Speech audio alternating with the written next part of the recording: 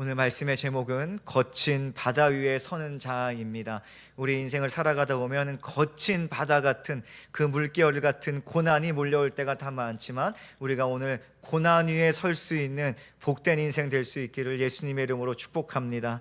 오늘 본문은 예수님께서 빵 5덩이와 물고기 2마리로 5,000명을 먹이신 기적 후에 바로 이어지는 본문입니다.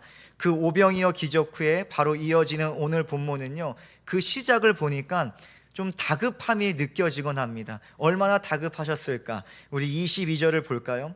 예수께서 즉시 제자들을 재촉하사 자기가 무리를 보내는 동안에 배를 타고 앞서 건너편으로 가게 하시고, 예수께서 즉시 제자들을 어떻게 하셨어요? 재촉을 하셨다는 거예요. 너희 빨리 건너가야 될 것 같아, 빨리 배 타고 먼저 가 있으렴 보내셔요. 그러니까 좀 다급함이 느껴지죠. 왜 그러냐 하면요, 그 이유가 요한복음에 잘 나와 있는데, 사람들이 이 이적을 경험하고 나서 예수님을 임금 삼으려 했다라고 나와 있습니다. 근데 예수님께서는 이들의 이 땅에 이스라엘 나라의 임금으로 오신 분이 아니라 죄로부터의 구원자로 오셨기 때문에, 예수님은 자신의 사명을 아셨기 때문에 그 자리를 황급히 정리하시고 떠나시려고 했다는 것입니다. 제자들은 배를 타고 예수님이 보내시는 목적지를 향해 출발을 했어요. 그런데 육지에서 얼마 떨어지지 않았는데 갑자기 거센 역풍이 불어오기 시작하는 거예요. 바람이 거세게 불어오니까 당연하게도 물결이 요동치기 시작했다는 거예요. 이 때문에 제자들은 앞으로 나아가지도 못하고 요동치는 갈릴리 바다 위에서 밤을 보내게 되었습니다. 오늘 성경은요, 본문에서 제자들이 이 처한 상황을 고난이라고 우리에게 표현해 주고 있죠. 24절을 볼까요? 배가 이미 육지에서 술이나 떠나서 바람이 거스름으로 물결로 말미암아 고난을 당하더라. 제자들이 겪고 있는 상황을 성경은 고난이라고 말하고 있습니다. 예수님의 말씀에 순종하여서 그들은 배에 올랐고 출발했는데 고난을 맞이했어요. 거센 역풍을 맞이했습니다. 이것은 마치 예수 그리스도를 믿고 살아가는 우리의 인생을 보는 것 같아요. 성도의 인생을 들여다보는 것 같습니다. 우리도 때때는 예수 따라가는 인생길에서 거친 풍랑을 만나기도 해요. 우리는 예수님의 말씀에 순종하며 살아가는 인생인데, 그러한 인생일지라도 고난이 찾아올 때가 너무나 많다는 거예요. 고난을 마주합니다. 그러나 분명한 것은 오늘 본문을 보니까 거센 역풍과 요동치는 물결이 제자들을 완전히 삼키지는 못했다는 것입니다. 그들을 침몰시키지 못했다는 것이죠. 베드로는 오히려 요동치는 물결 위를 걸어가기도 했습니다. 제자들은 결국 고난의 바다를 건넜고요, 결국 예수님의 사역에 계속해서 동참할 수가 있었다는 것이죠. 오늘은 말씀 속에서 베드로를 들여다보려고 해요. 제가 한 2년 전쯤에 제가 설교 스케줄을 찾아보니까 같은 본문을 다루고 있는, 같은 이 상황을 다루고 있는 마가복음 말씀을 가지고 그때는 예수님께 집중해서 예수님의 시각에서 좀 말씀을 전한 적이 있습니다. 오늘은 베드로의 입장에서 좀 말씀을 보려고 해요. 과연 베드로는 어떻게 거친 바다 위에 설 수 있었을까요? 어떻게 베드로는 그 고난의 바다를 건너갈 수 있었을까요? 말씀을 통해서 베드로가 오늘 우리 가운데 보여주는 고난을 이기는 비결이 우리들 가운데도 있을 수 있기를 예수님의 이름으로 축복합니다. 그래야 해서 우리도 마주한 고난 가운데 주저하지 않고 오히려 고난을 이기고 정복하는 하나님의 백성 될 수 있기를 예수님의 이름으로 축복합니다. 우리가 첫 번째로 고난을 이기려면 예수를 바라보면서 걸어야 한다는 거예요. 오늘 본문은 이것을 우리에게 분명히 말씀하고 있습니다. 성도는요, 예수 바라봐야 되는 것이고요, 예수를 주목해서 걸어가야 하는 것입니다. 베드로는 다른 제자들과 함께 밤 사경에 이르도록 고난과 사투를 벌이고 있었어요. 여기서 밤 사경이라고 하면 새벽 3시부터 6시 사이를 가리키는 것입니다. 그러니 이들은요, 날이 저물기 전에 배를 타고 출발했는데 지금 밤 사경에 이르도록 고난과 사투를 벌이고 있으니 꽤 오랜 시간 동안 지금 바람과 이 배 위에서 힘든 시간을 보내고 있었던 것입니다. 그리고 새벽 3시에서 6시라고 하면 해가 뜨기 직전 아닙니까? 해가 뜨기 직전이니까 가장 어두운 때에 제자들이 놓여 있는 거예요. 그런데 시간적으로만 어두운 것이 아니에요. 그들은요 체력적으로도 얼마나 어둡습니까? 밤새도록 지금 바람과 싸우고 있었으니, 노를 붙들고 있었으니 얼마나 어려웠겠어요. 그것만이 아니라 상황적으로도 가장 깊은 어둠이 그들을 찾아왔다는 거예요. 그런데 제자들이 고난의 한복판에서 사투를 벌이고 있을 때 누군가 그들을 찾아옵니다. 참 말도 안 되는 장면이 벌어지는 거예요. 바로 예수님께서 그들을 찾아오셨어요. 놀라운 것은 예수님께서 다른 배를 타고 오신 것이 아니라 흑암을 뚫고 요동치는 물결을 밟고 제자들 가운데 찾아오셨다는 것이죠. 배 위에서 힘겹게 견디고 있던 제자들은요, 무언가 자신들에게 다가오는 것을 발견했어요. 어떤 어두운 그림자가 막 다가오는 거예요. 그런데 그들은요, 그 다가오는 무언가가 예수님이신 것을 알지 못했다는 거예요. 예수님이신 것을 알지 못해요. 그래서요, 어디 감히 상상이나 했겠습니까? 우리도 이들과 같이 거친 바다 위에서 힘들게 사투를 벌이고 있는데 멀리서 그림자가 다가온다면 어떻게 하겠어요? 너무 놀랐겠죠. 너무 무섭겠죠. 마찬가지인 거예요. 제자들은 정체불명의 무언가를 보고요, 두려워서 이내 비명을 지르기 시작했습니다. 유령이라고 말하는 거예요. 예수님을 보고 유령이다, 유령이 우리에게 다가오고 있다, 귀신이 다가오고 있다라고 말하고 있는 거예요. 이렇게 극한의 공포가 몰려오니까 예수님의 제자답지 않은 이상한 비명소리가 배 위에서 울려 퍼지기 시작했어요. 그때 예수님께서 제자들을 향해 말씀하시는 거예요. 안심하라, 나니 두려워하지 말라라고 말씀을 하세요. 그런데 여러분, 말씀을 묵상하다 보면요, 재밌는 묵상을 하게 됩니다. 과연 어떤 느낌의 음성이었을까요? 여러분, 우리가 이 말씀을 가만 보다 보면요, 항상 우리는 이 어떤 꽁트나 성극에서 보면 하나님의 음성을 어떻게 표현해요? 중후하게 에코를 가득 채워서 막 울리게 하지 않습니까? 그러니까 마치 이 음성이 그렇게 들리기는 거예요. 안심하라, 나니 두려워하지 말라, 막 이런 느낌으로 자꾸만 묵상이 되는데, 여러분, 과연 이렇게 말씀을 하셨을까요? 다급하게 유령이다라고 소리치는 백성들, 그 제자들을 향해서 안심하라, 에코가 막 울려오고. 여러분, 당시 상황을 고려해 봐야 돼요. 바람 때문에 물결이 요동치고 있어요. 얼마나 시끄러웠을까요? 얼마나 시끄러웠을까요? 바람 소리 들리죠. 파도 소리 들리죠. 그 파도가 배를 때리는 소리 들리죠. 무서워서 비명 지르는 제자들의 소리가 있죠.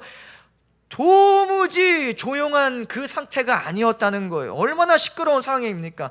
예수님께서 중후한 음성으로 안심하라 말씀하셨다면 제자들은 결코 듣지 못했을 거예요. 제가 이미 이 상황을 고려해서 묵상하다 보니까 아마도 예수님께서 강하게 애타는 심령으로 소리를 지르셨을 것 같아요. 얘들아, 안심해, 내가 왔어, 나야 나, 두려워하지 마, 겁먹지 마, 내가 왔어 라고 예수님께서 제자들을 향해서 크게 소리 지르셨을 것 같아요. 그때 베드로가 예수님의 음성을 듣는 거예요.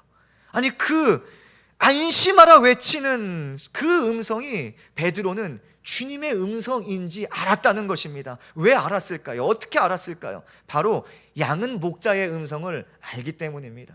양은 목자의 음성을 알기 때문에 저 멀리 어두운 그림자가 외치는 거예요. 안심해, 내가 왔어.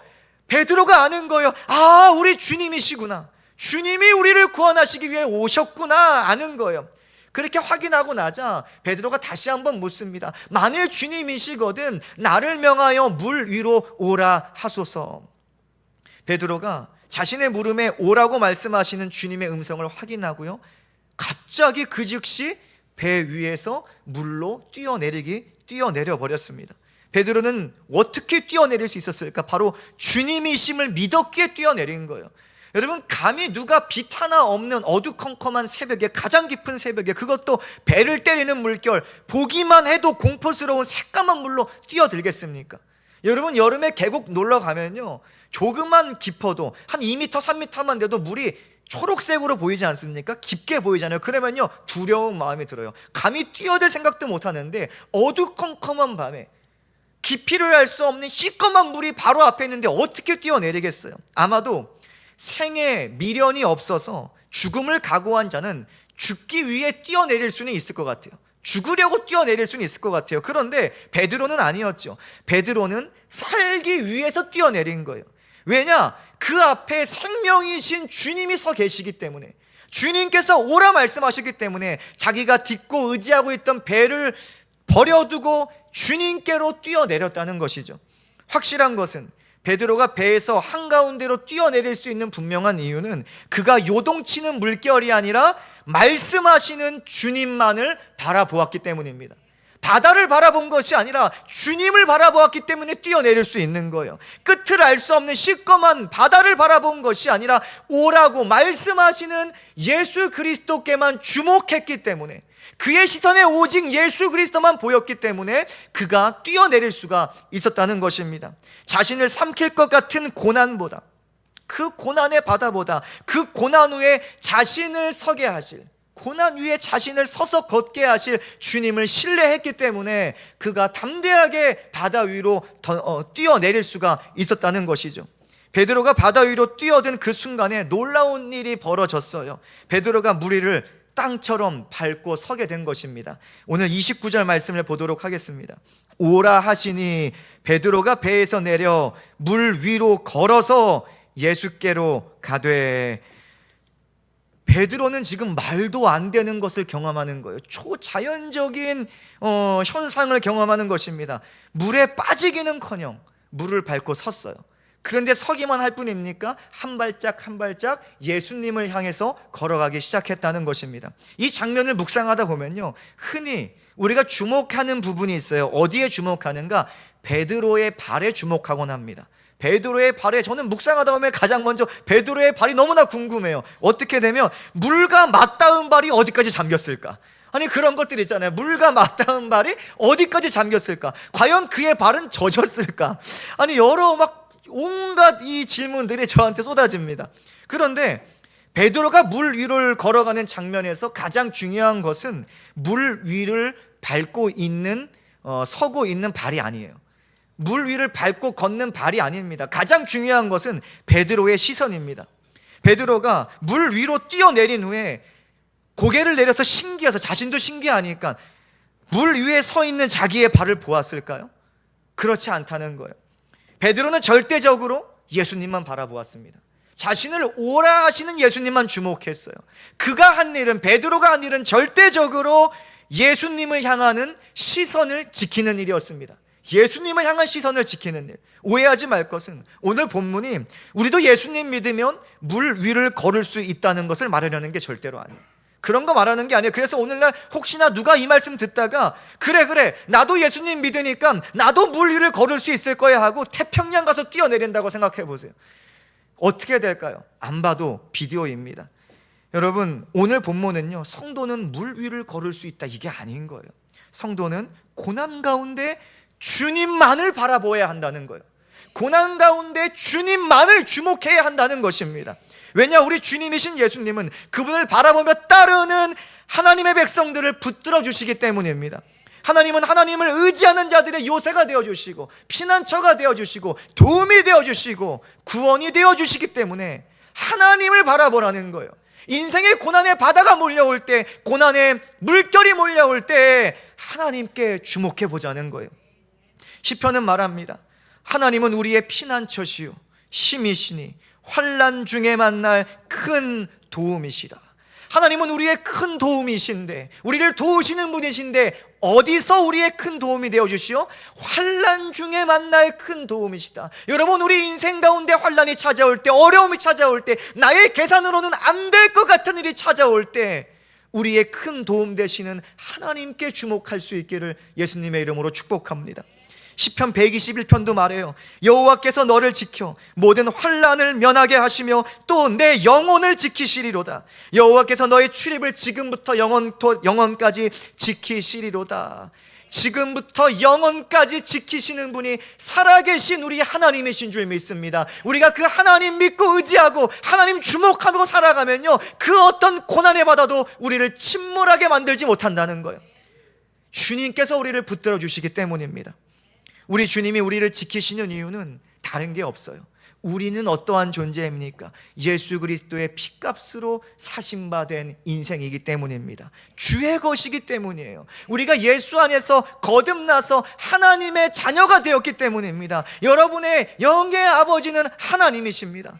여러분, 하나님으로부터 태어난 거듭난 하나님의 백성인 줄 믿습니다. 하나님께서 우리를 사랑하시기 때문에, 하나님은 부르짖는 자들의 소리를 들으시고 주목하는 자들을 들으시고 붙드시고 구원하시는 분이십니다. 사랑하는 성도님, 솔직히 우리에게 찾아오는 고난이라는 것은 그 고난이라는 두 글자의 이름값만큼 우리가 느끼기에 힘듭니다. 고난은 힘들어요. 고난은 괴롭습니다.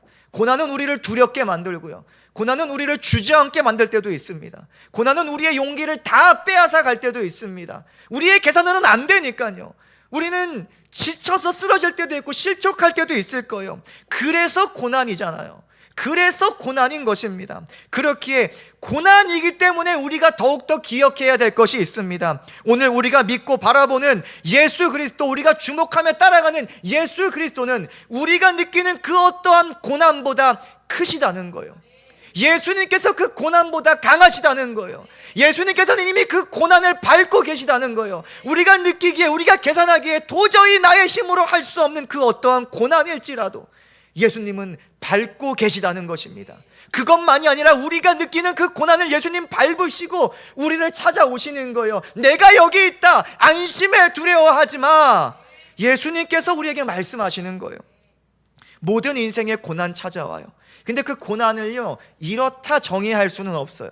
왜냐, 다 다르거든요. 어떤 인생은 자녀 때문에 고난이 찾아와요. 어떤 인생은 직장 때문에 고난이 찾아와요. 어떤 인생은 부부간의 관계 때문에 고난이 찾아와요. 고난은 무궁무진합니다. 그러나 우리가 분명한 것은 예수님께서 고난 가운데 우리와 함께 하신다는 거예요.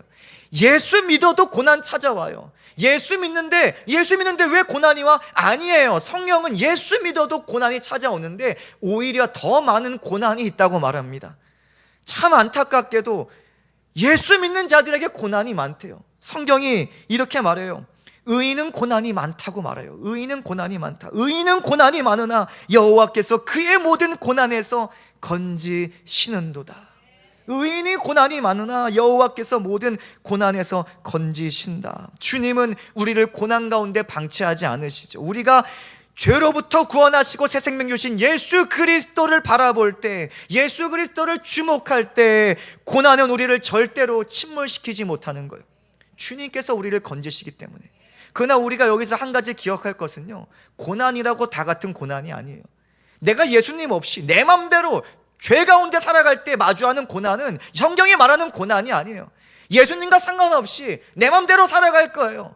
내 육신이 원하는 대로 살아갈 거예요. 이 죄 짓다가 받는 고난은 고난이 아니라 그냥 징계라고 봐야겠죠. 여러분, 성경이 말하는 고난은 의인의 고난인 거예요. 의인의 고난.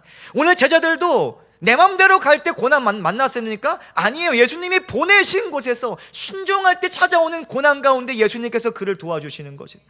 여러분, 우리 어떤 존재예요? 우리는 십자가의 복음을 믿음으로 의롭다함을 얻은 하나님의 백성들입니다. 예수 그리스도의 보혈이 우리의 모든 죄를 사하셨어요. 하나님이 보시기에 우리는 예수 안에서 의로운 자가 되었습니다. 우리는 의로운 백성이 되었어요. 하나님은 우리를 의롭다 하십니다. 우리가 살아갈 때에, 여러분, 나는 말씀 없이 살아가야지 이렇게 생각하시는 분 계세요? 예배하시는 분들 한 명 한 명 모든 분들은요, 말씀을 그래 비록 못 지킬지라도 그 말씀에 대한 이 거룩한 부담감이 다 있어요. 아, 내가 왜 오늘도 말씀을 지키지 못했을까? 내가 왜 하나님 말씀대로 살아가지 못했을까? 이러한 거룩한 부담감이 있다는 거예요. 여러분, 우리는 하나님의 말씀으로 살아가는 존재들입니다. 우리는 순종하는 자들이에요. 우리는 예수 안에 거하는 자들입니다. 우리가 인생을 살아갈 때에 하나님은 우리의 고난 가운데 함께 하시고, 하나님은 우리를 그 고난에서 건지시는 분이심을 믿으시며 그 하나님만 주목할 수 있기를 예수님의 이름으로 축복합니다. 이번 한 주도 우리와 함께 하시는 하나님을 믿고 주목하면서, 그리고 의지하면서 고난을 이기게 하시는 은혜를 매 시마다 경험할 수 있기를 예수님의 이름으로 축복합니다.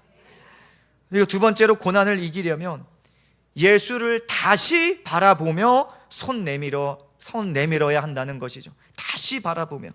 오늘 본문을 보면 안타깝게도 이 베드로가 예수님께서 서 계신 곳까지 걸어가지는 못했던 것 같아요.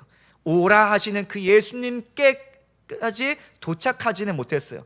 몇 발자국을 걸었는지는 성경에 나오지 않기 때문에 알 수 없지만 그냥 정황상으로 볼 때 몇 걸음 안 되어 빠져 들어간 것처럼 보입니다. 배에서 뛰어내려서 물 위에 섰던 베드로가, 그리고 걸어갔던 베드로가 왜 갑자기 빠져들어갔을까요? 30절을 볼까요? 바람을 보고 무서워 빠져가는지라. 바람을 보고 무서워서 빠져가는지라. 왜 빠져들어갔을까요? 여기서 이제 잘 대답을 하셔야 돼요. 그래야지 이 수능 같은 것도 이런 지문에서 잘 이렇게 찾아내야지. 1부 때도 질문을 했거든요. 여러분, 왜 빠져들어갔을까요? 단지 무서워서? 무서워서 빠져갔다? 그거보다는 더 근본적인 이유를 앞서서 말하고 있습니다. 바람을 보았다. 바람을 보았다. 다시 말해 베드로는 바람을 보았기 때문에 두려움이 몰려와서 빠져들어갔다라고 성경은 말씀하는 거예요. 왜냐? 바람이 거칠고 강력했기 때문입니다. 우리는 태풍이 올라올 때 태풍 소리를 들어보신 적이 있어요. 그 강력한 태풍, 그 바람 소리를 들으면 어떻습니까? 참 무서워요. 얼마나 거칩니까? 그런데 베드로는요, 지금 배를 앞으로 나아가지 못하게 만드는 거센 바람 소리를 듣고 그 바람을 맞고 있는 것입니다. 그 시기는 언제예요? 어두컴컴한 깊은 새벽에 엄청난 바람 소리가 그의 귓가를 계속 때리는 거예요. 근데 바람 소리가 귀에만 들립니까? 몸도 느끼고 있는 거예요. 그 얼마나 거친 바람인지 이리저리 베드로의 몸을 강타합니다. 그러다 보니 어느새 주님만을 바라보면서 걸어가던 베드로의 시선이 바람을 향하게 되는 거예요. 다른 곳을 향하게 되는 것입니다. 조금 전까지만 해도 예수님만 보였어요. 예수님만 주목해서 뛰어내렸는데 바람이 자꾸 자기의 등을 밀고 앞에서 몰려오고 소리가 요동치니까 시선을 빼앗겨 버려요. 그러니 비로소 자기가 어디 서 있는지, 그제서야 어떤 상황인지 보이기 시작했다는 거예요. 엄청난 상황이 보이는 거예요. 아니, 내가 지금 어디에 서 있는 거야? 내가 미쳤지? 내가 왜 여기 올라가 있어? 그러면서 과연 주님은 이 상황 가운데 나를 구원하실 수 있을까? 분명히 예수님만 바라볼 때는 믿음 충만해서 이 상황 따위는 안 되는 거예요. 내 머리로는 계산 안 되는 것들도 다 되는 것처럼 느껴져요. 우리도 그렇지 않습니까? 은혜 받고 기도 열심히 하고 말씀 충만할 때는, 믿음으로 충만할 때는 내 머릿속에 계산 안 될 것 같은 것들도 아니 다 될 것 같은 거예요. 이상하게 다 될 것 같은 거예요. 그런데 고난에 집중하다 보면요, 문제에 주목하다 보면요, 안 될 것 같은 거는 안 되는 거예요. 오히려 믿음이 의심스러워요. 예수님 과연 하실 수 있을까? 하나님 과연 살아계실까? 베드로가 바람을 쳐다보니까 의심이 들어오기 시작하는 거예요. 그래서 두려워 빠져들어가기 시작합니다. 신기하게도 고난보다 크신 주님을 바라보면 두려움은 물러가게 돼요. 그런데 주님 향한 시선을 고난으로 돌리게 되면 두려움은 우리 가운데 다시 몰려오게 된다는 것입니다. 이처럼 베드로가 주님 향한 시선을 잃어버리자 바람이 주는 두려움이 그를 덮쳐버린 거예요. 그리고 그 두려움은 베드로를 의심하게 만들고 물 아래로 빠져 들어가게 만들었다는 것입니다. 그때 베드로가 어떤 선택을 했을까요? 야, 나는 안 될 놈이다, 이대로 빠져 죽나 보다, 이것이 아니라 살기 위해서 몸부림치기 시작했어요. 그런데 그 살기 위해서 어떤 몸부림을 쳤습니까? 30절을 다시 끝까지 보겠습니다.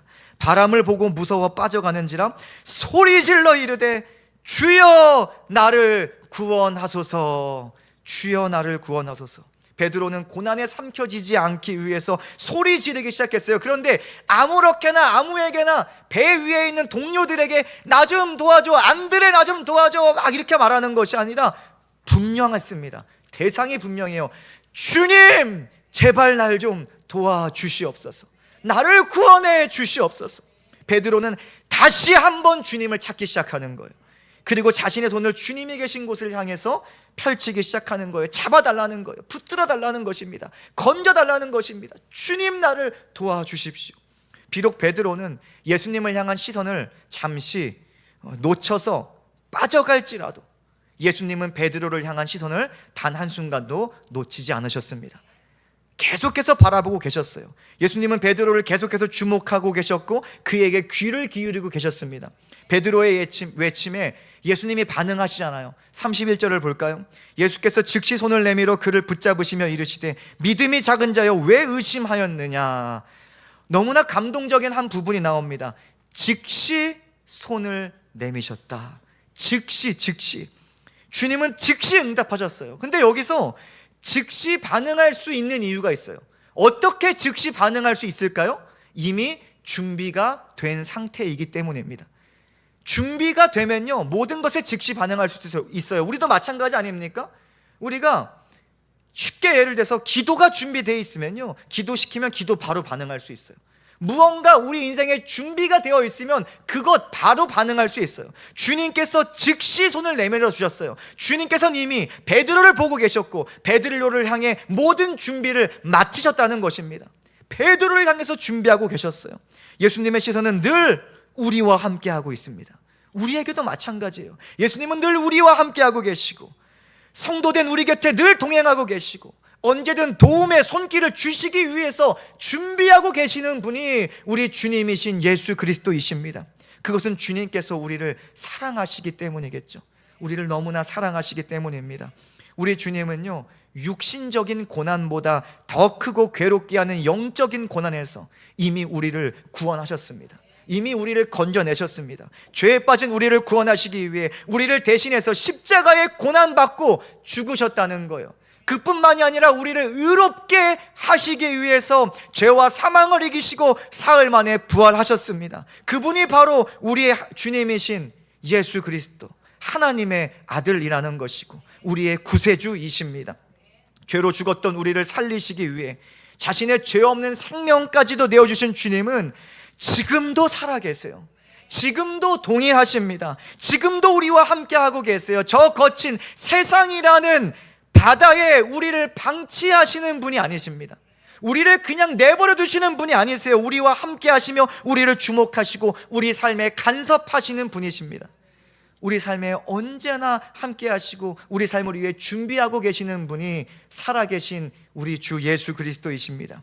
그래서 성경은 우리에게 말씀합니다. 여호와께서 너를 실족하지 아니하게 하시며 너를 지키시는 이가 졸지 아니하시리로다. 이스라엘을 지키시는 이는 졸지도 아니하시고 주무시지도 아니하시리로다. 여러분을 지키시는 분은, 여러분과 함께 하시는 분은 주무시지 않아요. 365일 24시간 내내 우리를 주목하고 계시고 우리를 향해서 준비하고 계시는 사랑의 하나님이십니다. 시편 37절 말씀 이렇게 말해요. 그는 넘어지나 아주 엎드러지지 아니함은 여호와께서 그의 손으로 붙드심이로다. 여러분, 우리는 연약해요. 얼마나 연약한지 베드로와 같을 때가 너무나 많아요. 처음엔 믿음으로 다 이길 수 있을 것 같아요. 그 고난 위에 설 수 있을 것 같아요. 예수님과 함께라면 모든 것 다 승리할 수 있을 것 같아요. 그런데 연약하여서 우리의 시선을 놓칠 때가 너무나 많아요. 잘 나가다가도 발이 빠질 때도 너무나 많아요. 잘 나가다가도 예수님 말씀을 의심할 때도 너무나 많다는 거예요. 문제를 이길 것 같다가도 두려움이 몰려오고 그래서 자꾸만 나는 아닌가 봐 의기소침할 때가 너무나 많다는 거예요. 그런데 그럴 때 우리는 기억해야 돼요. 우리를 향해 준비하고 계시는 주님이 우리 옆에 서 계십니다. 우리와 함께하고 계십니다. 우리가 우리를 향해 준비하고 계시는 주님의 도우심을 받기 위해서는 베드로와 같이 우리가 다시 한번 주님을 주목해야 되는 거예요. 다시 한번 주님께 부르짖어야 하는 거예요. 다시 한번 예배의 자리를 결단하셔야 되는 거예요. 우리가 이전에 잘 나가던 때를 추억하지 마세요. 믿음 좋았을 때를 추억하지 마세요. 나도 그렇게 예배할 때가 있었지 추억하지 마세요. 나도 그렇게 기도할 때가 있었지 추억하지 마세요. 지금이 그렇게 돼야 돼요. 지금이 하나님께 기도할 때이고 지금이 예배할 때이고 지금이 다시 한번 하나님께 도움의 손길을 뻗어야 할 때라는 것입니다. 주님을 찾고 주님께 부르짖는 자마다 즉시 도우시는 주님의 구원의 손을 반드시 경험하게 될 줄 믿습니다. 하나님께서 분명히 약속하셨어요. 너는 내게 부르짖으라. 내가 너에게 응답하겠다. 하나님은 하나님의 말씀에 신실하신 분이세요. 하나님은 반드시 약속하신 바를 이루신 하나님이십니다. 너희가 나에게 부르짖으면 내가 너에게 응답할 거야. 이 말씀이 우리 가운데 이루어질 줄 믿습니다. 누구든지 하나님 찾는 자는 만나게 될 것이고 누구든지 하나님께 구하는 자마다 얻게 될 줄로 믿습니다. 이사야 말씀 이렇게 말합니다. 두려워하지 말라. 내가 너와 함께함이라. 놀라지 말라. 나는 내 하나님이 됨이라. 내가 너를 굳세게 하리라. 참으로 너를 도와주리라. 참으로 나의 의로운 오른손으로 너를 붙들리라. 우리는 연약해서 주님 향한 시선 잃어버리고 고난에 몰두되어서 자꾸 두려워할 때가 많지만 그러나 주님께서 말씀하세요. 제자들을 찾아오셔서 크게 소리 질렀던 예수님은 오늘도 우리의 고난 가운데 그 고난을 밟고 우리를 찾아오셔서 말씀하시기를 두려워하지 마라. 두려워하지 마라. 지금도 내가 너를 보고 있고, 지금도 내가 너와 함께하고 있고, 지금도 내가 너를 향해 준비하고 있단다. 두려워하지 마. 내가 너와 함께하고 있어. 내가 너를 붙들어 줄게 라고 하나님께서 이 말씀을 통해서 오늘날 우리 인생 가운데 말씀하시고 위로하시는 것입니다. 여러분, 우리를 향한 그 애끓는 외침을 들을 수 있기를 예수님의 이름으로 축복합니다. 사랑하는 성도님, 다시 예수를 바라보는 자는 고난 위에 서게 될 것입니다. 다시 예수께 손 내미는 자는 건짐받게 될 것입니다. 다시 주님께 부르짖는 자는 반드시 구원의 손길을 경험하게 될 줄로 믿습니다. 왜냐? 주님께서 반드시 도와주실 것이기 때문입니다. 왜냐? 주님께서 살아 계시기 때문입니다. 주님께서 살아 계시기 때문이에요. 본문으로 돌아와서 베드로는 자신을 건져주시는 주님의 손을 붙잡았어요. 주님께서 붙잡아 주신 거겠죠. 주님께서 붙들어서 건져주셨습니다. 그러니 다시 한번 그가 예수님의 손을 잡고 물 위를 걸어서 배 위로 올라간 거예요. 다시 한번 그 고난을 밟고 서서 걸었다는 거예요. 혼자 걸은 게 아니에요. 혼자 걸을 때는 연약해서 시선 잃어버리지만 주님이 붙잡아 주시니 시선 잃을 필요가 없어요. 주님이 붙잡아 주시니 그 거친 물결을 밟고 배 위에 올라갔다는 거예요. 배 위에 올라서니 주님이 그 배에 오르시니 고난이 잠잠해지더라는 것입니다. 무엇보다 그 고난의 근원을 해결하시는 주님의 은혜를 맛보게 되는 거예요. 고난의 근원 뭐였어요? 바람 아니었습니까? 예수님께서 배에 오르시니 바람이 그치더라. 우리가 고난 중에 주님께 우리 인생을 의탁할 때 주님은 우리를 고난 중에서 함께 하실 뿐더러 그것만이 아니라 우리의 고난의 근원을 해결해 주시는 분이십니다. 고난의 근원을 잠잠하게 만들어 주신다는 거예요. 우리 인생이 주의 것임을 인정하며 고백할 때 주님은 주의 것인 우리의 인생이 침몰치 않도록 고난의 바람을 그치게 하시며 요동치는 물결을 잠잠하게 하실 줄로 믿습니다. 우리는 주의 것이니 주님께 의탁될 수 있기를 축복합니다. 우리는 이번 한 주도 믿음의 확신을 가지고 살아가야 돼요. 여러분에게 믿음의 확신이 있어야 돼요. 어떠한 믿음의 확신인가? 주님이 나와 함께 하시니 고난은 나를 삼키지 못할 것이다. 주님이 나와 함께 하시니 고난이 나를 삼키지 못할 것이다. 이것만으로 끝나는 것이 아니라 또 한 가지가 더 있어요. 주님이 나를 붙드시니 내가 고난을 밟고 넘어갈 것이다. 여러분, 고난을 이기는 믿음이 우리 가운데 있을 수 있기를 예수님의 이름으로 축복합니다. 두려움 가운데 주님을 바라보는, 다시 한번 바라볼 수 있는 믿음의 시선이 우리 가운데 회복될 수 있기를 바랍니다. 고난의 때에 주님께 손을 뻗을 수 있는 믿음의 몸부림, 그 거룩한 몸부림이 우리에게 주어질 수 있기를 축복합니다. 어려운 때에, 괴로운 때에, 공고한 때에, 위로가 필요한 때에 예수의 이름이 다시 생각날 수 있는 은혜가 우리 가운데 있을 수 있기를 예수님의 이름으로 축복합니다. 이번 한 주도 모든 일에 주님을 찾는 믿음으로 살아가면서 매 순간 우리를 향해 준비된 하나님의 놀라운 은혜들을 경험할 수 있는 저와 여러분 되시기를 예수님의 이름으로 축복합니다. 오늘 말씀을 정리합니다. 고난은 누구에게나 찾아와요.